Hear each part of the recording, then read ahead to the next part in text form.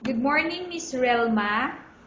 Good morning, ma'am. Okay, Miss Relma, can you tell me about yourself? I'm Relma Sargento Arcula. I'm 30 years old. I live in Diplahan, Zamboanga, Sibugay. You are, how old are you? 32 years old, ma'am. Years old. Okay, I have few questions for you to answer, so let's start. Why do you want to work as a maid? I want to work as a maid because I want to support my family and for myself also. Okay, why you choose Malaysia when there is a lot of other country? Because Malaysia is a beautiful, nice country. How are you qualified for this job? I think I'm qualified for this job because I'm honest, responsible, and mentally, physically fit. Okay, may I know what is your education level is? High school graduate. Then I proceed to go study for 1 year personal computer operation in Kabasalan Institute of Technology. This is a vocational course, right? Yes, ma'am. What is your recent experience? My recent experience as I work in Oman as domestic helper. Okay. Have you worked abroad before? Yes, ma'am. Can you please tell the place and how many years you worked for? The country of Oman for 1 year and 7 months. Do you have experience of taking care of baby? Yes, ma'am. And whose baby you are taking care of? My employer baby and my sister baby. Okay, so how old is the employer's baby when you look after? 5 years old, the boy, and 3 years old, the girl.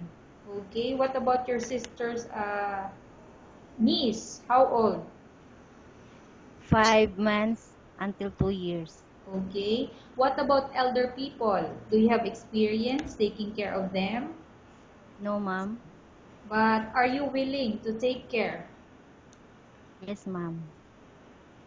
Do you have any other special skills? To clean and to cook. Are you willing to learn new skills? Yes, ma'am. Are you willing to work with a family where the mother-in-law or any relatives stay together? Yes, ma'am. Currently, are you still working now?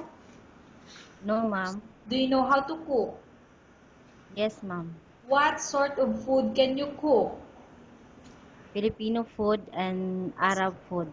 Okay, in Arab food, what are the dishes you know how to cook? Biryani, saluna, and paplo. Okay, what about in Filipino?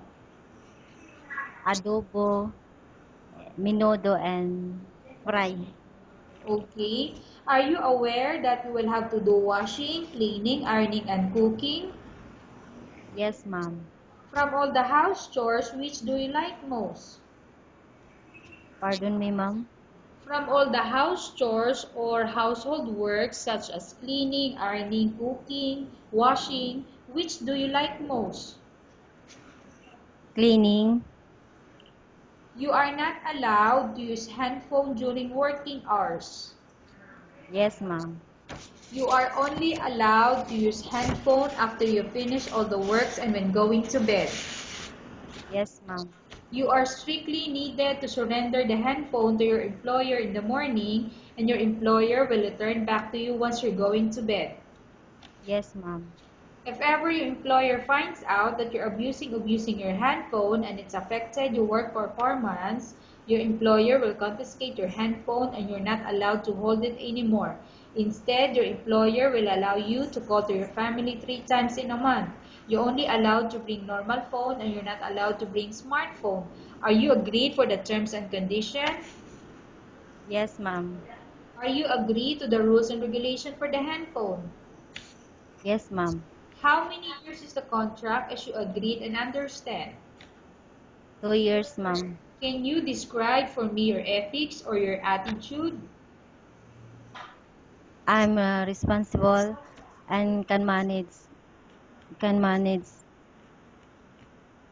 Okay. How can you assure Pardon. Okay. How can you assure to us that you will work hard in Malaysia? I assure to work in Malaysia to support my family financial needs. Can you promise not to use a telephone without the permission of your employer? Yes, ma'am. Can you promise not to put on makeup but to dress properly while work? Yes, ma'am. Can you promise not to invite friends or relatives without the consent of your employer? Yes, ma'am. Can you promise not to ask for advance salary from your employer under any circumstances? Yes, ma'am. Do you really understand of the rules and regulation of the agency? Yes, ma'am. Do you pay any placement fee for you to come to Malaysia to work as a maid? No, ma'am. Do you have any history of sickness, example breast cancer or any other illness? No, ma'am.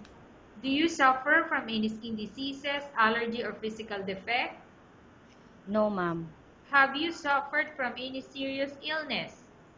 No, ma'am. Have you undergone any operation? No, ma'am. Are you medically fit? Yes, ma'am. Are you in any medication? No, ma'am. Are you allergic with any food? No, ma'am. Are you prepared to work for the employer of any race? Yes, ma'am.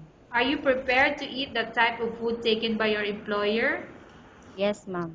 Are you afraid of being left alone in the house? No, ma'am. Are you afraid of dogs or other pets? No, ma'am. Can you promise to work according to instruction from your employer? Yes, ma'am. Do you have any immediate family working in Malaysia? No, ma'am. Okay, Miss Relma, we have finished our question section. Let's go to case study. I have a case study for you and I want you to answer me truthfully. Upon arrival in Malaysia within 6 months, if ever any of your family members pass away, what will you do? Will you continue to work till finish your contract or you will go back? I will continue my contract Tell and us I what, finish. okay, sorry. I will finish my work. Tell us about yourself and why do you want to work in Malaysia as domestic helper? I'm Relma Orcula. I'm honest and responsible, can manage anything. I want to work Malaysia because Malaysia is a nice country. Okay, Miss Relma, what do you want to tell to your employer who watching your video? Sir, madam, please choose me because I want this job for my family. Okay, Thank you. thank you very much, Miss Relma. We will update to your agency if there's any selection made by the employer.